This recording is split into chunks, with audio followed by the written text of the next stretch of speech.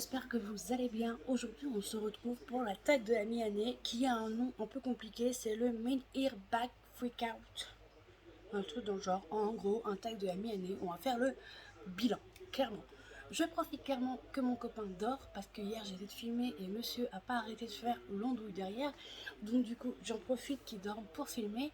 Et si vous entendez un bruit de fond de télé ou autre, c'est qu'il regarde le Tour de France et il dort devant. Voilà. J'ai l'impression comme à peu près tout le monde sur cette terre. Du coup, on va commencer. Je suis désolée aussi d'avance si je reprends un peu mon souffle, mais j'ai une douleur à la gorge qui m'empêche un peu de respirer et c'est fatigant. Voilà. Du coup, on va commencer avec le nombre de livres lus. Alors, nous sommes le 20 juillet au moment où je tourne, donc j'ai pas compté les livres de juillet, j'ai compté que jusqu'à fin juin. Et en gros, j'ai lu 74 livres de janvier à juin 2023, ce qui est énorme en soi. Je crois pas que l'année dernière j'en ai lu autant. Et dans ces 74 livres, vous avez de tout. Hein. Vous avez de la BD, vous avez du roman, vous avez des recueils de poésie, vous avez vraiment de tout, absolument tout. Donc voilà. Moi, je suis assez contente de mon bilan. Ma meilleure lecture de 2023, si vous êtes assez assidu sur cette chaîne ou sur mon compte, vous savez que ma lecture, pour le moment, ma meilleure lecture de 2023, si je vous montre juste ça, vous devrez le savoir. Mais il s'agit bien sûr du Pont des Tempêtes de Daniel L. Jensen, publié chez Big Bang, du coup dans leur collection Brajlon plutôt, parce que ici nous sommes sur une fantasy adulte. Moi, comme vous le savez, je l'ai en version hardback. J'essaie de vous montrer vite fait. Voilà, cette version là, qui est très belle, et puis l'histoire est vraiment bien.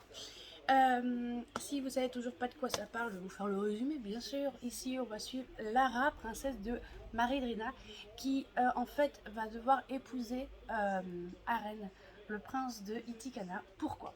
Tout simplement parce que Itikana est en fait le royaume et c'est plusieurs petites îles et toutes les îles sont reliées par un seul et unique pont. Et ce pont est le lien commercial entre tous les royaumes. Et du coup, le roi de Maridrena veut envoyer Lara pour dénicher un peu les secrets et envahir Itigana. Bien sûr, comme vous l'en doutez, ça va pas se passer comme prévu.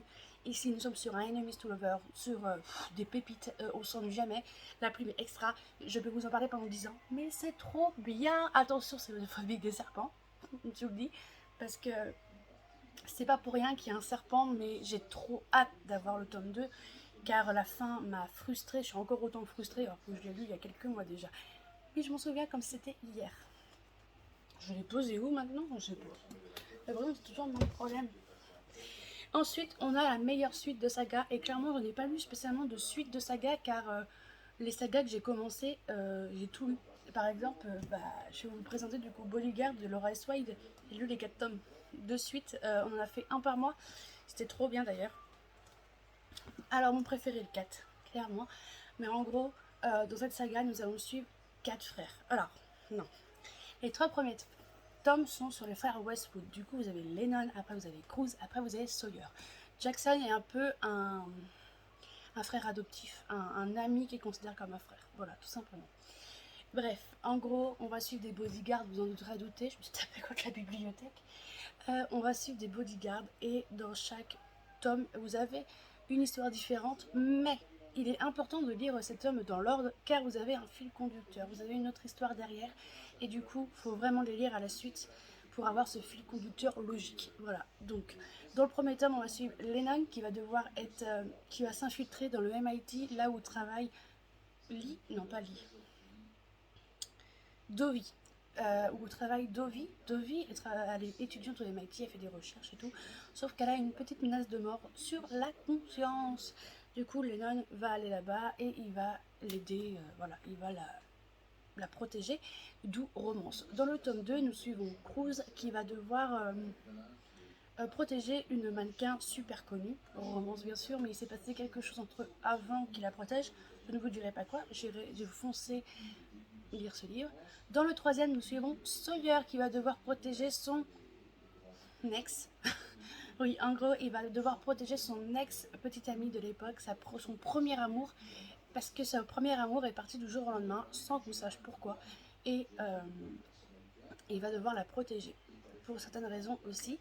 Et dans le quatrième tome, on n'est pas surtout sur une mission, on est surtout sur Jackson. qui va avoir une romance avec une certaine personne que j'aime beaucoup. Voilà, je vous dirai pas trop plus sur le tome 4 parce que voilà, ça sert à rien. Mais je vous recommande cette saga qui se lit super bien. Chaque tome est différent, vous avez des tropes différents. Là, on est sur une colocation forcée, un peu. Le 2, je mettrai Enemies to Lover. Le 3, Friends, Premier Amour, du coup, il retrouve son premier amour. Et le 4e, Friends to Lover. Et c'était pépite, pépite, pépite, pépite. Lisez cette saga. Le prochain, c'est une sortie que j'attends avec impatience. Donc, je pourrais vous dire le tome 2 de Le Pont des Tempêtes qui sort en automne, mais on n'a pas plus d'infos. Mais autrement, je vous dirai le prochain livre de Morgane Moncombe qui sort en septembre. Je vous mettrai la photo juste là. Je sais même plus le titre, je sais pas de quoi ça parle, je sais rien, absolument rien. Je sais que c'est une quadrologie, il y aura 4 tomes, mais autrement j'en sais rien de plus. Juste que c'est Morgane Moncombe qui l'écrit, et comme vous pouvez le voir juste là, voilà. Donc, est-ce que je vais l'acheter? Oui. Pourquoi? Parce que c'est Morgane Moncombe. Catégorie suivante, nous allons parler de ma plus grosse déception de 2023. Et si vous me suivez aussi, vous devez savoir ce que c'est. Et oui, je l'avoue, mais il s'agit bien de The Love Hypothesis de Ali Hazelwood que je n'ai pas aimé. Désolée. Désolée. Mais je n'ai pas supporté Olive, je n'ai rien. Non. J'ai du mal avec la romance à la troisième personne, parce que voilà, ici c'est la troisième personne du singulier, j'ai vraiment du mal. Mais Olive m'a été insupportable, des clichés pour avoir des clichés, enfin voilà, j'ai pas aimé. Certes, ça se lit bien, tout le côté science, ils m'ont perdu, je me croyais dans Big Bang Theory où je comprends une chose sur deux. Donc ça m'a un peu déstabilisée, en plus il n'y avait pas trop d'explications, donc ça m'a un peu agacée. Et puis bah Olive quoi, je peux pas vous en dire plus à part Olive m'a saoulée, voilà. Du coup on passe à la catégorie suivante qui est ma plus grosse surprise de 2023. Et c'est avec une grande surprise que j'ai adoré Cœur de sorcière. J'ai voulu tenter parce que nouvelle maison d'édition de Saxus, sa branche spéciale mythologie, revisite de contes, voilà, tout ça. J'ai dit bon, je vais tenter. Et en lisant le résumé, on était un peu sur une revisite de contes sur Loki, où Loki était présent. Je ne connais pas du tout Boda, je ne connais pas du tout, absolument pas. Et c'est avec une immense surprise que j'ai beaucoup aimé ce roman en fait. Certes, alors, petit bémol sur le truc, c'est qu'il n'y a pas de chapitre, donc ça peut être vite long, mais c'était incroyable en fait. Vraiment, j'ai été surprise d'aimer en fait. J'avais peur de ne pas aimer, je me suis lancée dedans. Il y avait une lecture commune, on est profité. Et c'est avec ce bonheur que j'ai passé un excellent moment de lecture quoi. Donc je recommande fortement. Alors je sais pas comment on fait parce que je crois que je ne l'ai jamais fait depuis. J'essaierai de vous mettre un petit i là. Je crois que c'est de ce côté, ou j'en sais rien.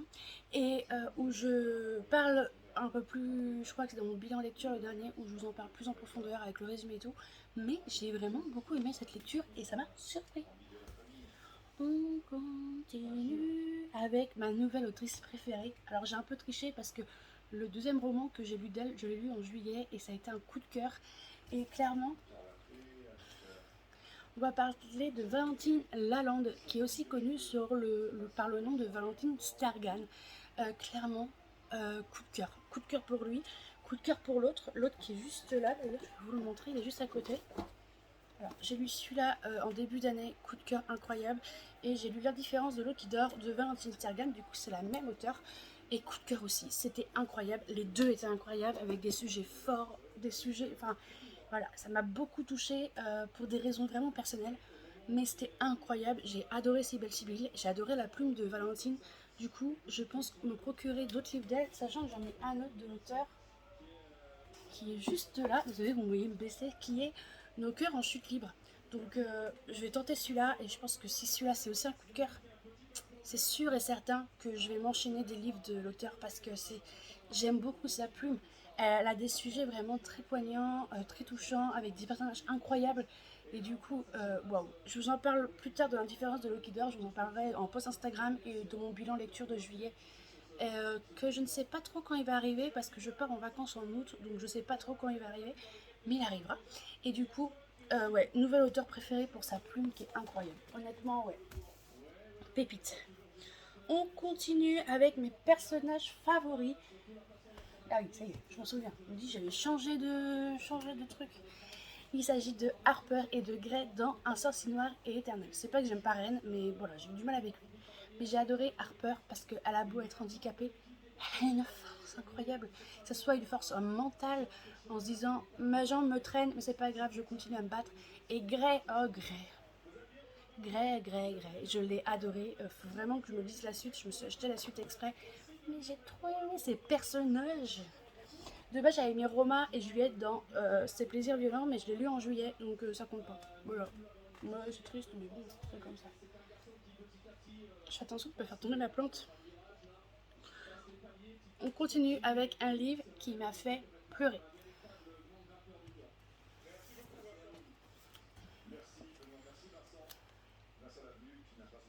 C'est un coup de cœur aussi, mais Le jour où le soleil ne s'est plus levé de Ning Gorman et Marie Alino. Pourquoi c'était un coup de cœur? Parce que déjà Nate dans La nuit, les étoiles se sont éteintes était mon petit chouchou, mon petit bonbon, mon petit nounours. Et là, dans celui-ci, en fait, ce qui se passe, c'est que faut le lire après, vraiment. Après les étoiles se sont éteintes, il faut vraiment le lire en deuxième. Mais en fait, ce qui se passe, c'est que vous savez très bien ce qui va se passer, ce qu'a vécu Nate et tout. Mais, ça n'empêche pas de pleurer. Voilà.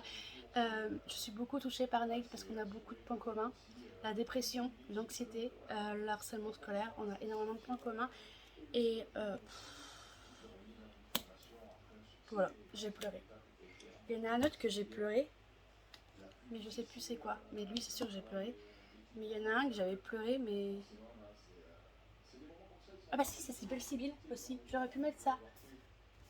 Sibelle Sibyl. En fait, c'est à peu près pour la même chose, c'est que j'ai tellement de points en commun avec les protagonistes que ça m'a tellement touchée que j'ai pleuré. Voilà. C'est pas bien. Je vous le dis, c'est pas bien. Mais bon, parce que c'est pas le but d'une lecture. Après, un livre qui m'a rendue heureuse. Oui. Oh là là, quel bonheur! Après ce qu'a vécu Lily dans À tout jamais, non, dans Jamais plus, pardon. C'est ce que c'est pas un pur bonheur de retrouver Lily avec Atlas dans À tout jamais? Si, bien sûr que si, c'était incroyable. Ça se voit au post-it. Voilà. Incroyable, incroyable, incroyable, incroyable. Colin Hoover, vous allez me dire, mais incroyable, incroyable. J'ai adoré. Euh, Lisez-le. Voilà, je ne peux pas vous dire plus. Lisez-le. Le plus beau livre que j'ai acheté cette année est un auto-édité. Il s'agit de La maison aux ailes déployées de Olivia Wildenstein. Nouvelle pour bonne nouvelle pour ceux qui veulent le lire. Il va être publié chez Corrigan fin d'année. Je ne sais plus quel mois, octobre, je crois octobre ou novembre, il va être publié chez Corrigan. Donc tenez-vous au courant. Je ne sais absolument pas s'ils vont faire une édition reliée, mais ils vont l'éditer. Du coup, moi j'ai le tome 1 en version vraiment collector, je dirais, parce que c'est une auto-édition en français et chez Amazon. Donc je ne l'ai pas encore lu, mais pourquoi je dis qu'il est beau? Parce que déjà, le hardback, qui est magnifique en soi, d'une beauté, sans oublier que dedans, vous avez deux fan art des personnages. Il y a une carte. Est-ce que j'ai fini? Non. Et regardez-moi ces en-têtes de chapitres. Voilà, c'est très très beau. Et quand je dis en-tête de chapitre, c'est vraiment tout le temps. Il n'y a pas de... C'est très beau, c'est très beau. Faut que je me le lise d'ailleurs. J'ai trop envie de le lire. J'aimerais bien le lire avant la sortie de chez Corrigan. Voilà, tout simplement.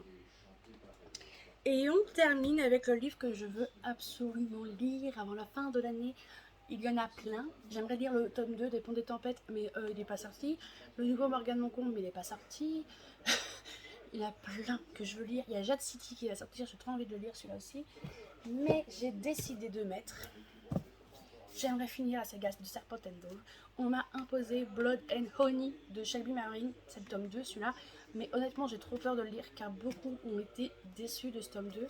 Mais je pense que c'est juste un tome de transition et il faut vraiment que je me lise pour lire le tome 3 et clôturer cette saga. Parce qu'en fait, j'ai trop peur d'être déçue parce que le tome 1 a été un coup de cœur. C'était mon livre favori de 2022, 23, non 22, 21, je ne sais plus quand. Mais clairement, ça a été un immense coup de cœur. J'ai fait une insomnie pour finir ce livre. Et je serais vraiment déçue d'être déçue. Voilà, je serais vraiment frustrée d'être déçue. Et j'ai trop peur. Mais il y en a plein que je veux lire. le nouveau Jet Kids Read, là, les sirènes de Malibu, le dernier Grimaldi, il y en a plein que je veux lire, mais absolument plein. Frost aussi, il me tente depuis un moment. J'attends peut-être plus après l'été pour le lire, donc ouais. Vous avez vu des reflets, c'est qu'il y a le Velux juste là. Voilà. Du coup, voilà mon bilan de la mi-année. N'hésitez pas à me dire en commentaire, vous, quel est votre bilan. Pas de pression, pas de compétition, rien. Sur ce, je vais vous laisser. Je vous dis, n'hésitez pas à mettre un j'aime, un commentaire, à vous abonner, c'est gratuit, ça fait plaisir. Et n'hésitez pas aussi à mettre la cloche pour recevoir les notifications quand il y a une nouvelle vidéo. Et je vous dis logiquement à la semaine prochaine pour la dernière vidéo avant mon départ en vacances. Normalement, c'est mon book haul. Normalement, si je me suis pas trompée, normalement il reste une ou deux vidéos, donc c'est l'avant-dernière ou je sais pas. Je sais pas comment j'ai calculé ça. Du coup, je vous tiens au courant et ne vous inquiétez pas, je vous mettrai un message sur la chaîne YouTube comme quoi que il n'y aura pas de vidéo car je suis partie en vacances, tout simplement. Et sur ce, je vous dis bye bye.